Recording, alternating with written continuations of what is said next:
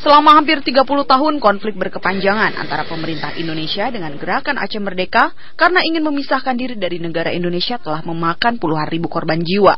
Pemberlakuan darurat militer Aceh di tahun 2003 seakan belum mampu meredam konflik yang seakan tiada akhir.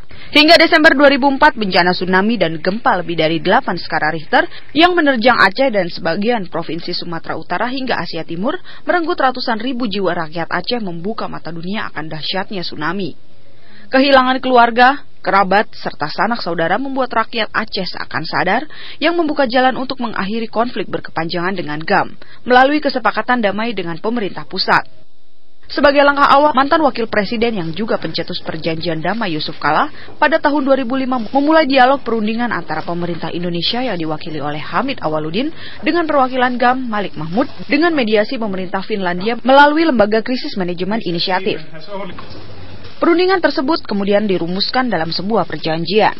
Tepat pada 15 Agustus 2005, dengan disaksikan oleh mantan Presiden Finlandia, Martti Ahtisaari, ditandatangani perjanjian damai antara pemerintah Indonesia dengan Gerakan Aceh Merdeka.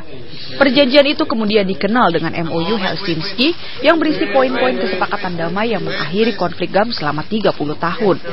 Kini setelah 8 tahun peringatan perjanjian damai Helsinki, pemerintah Aceh mengajukannya sebagai Hari Perdamaian Aceh. Tim Liputan, Metro TV.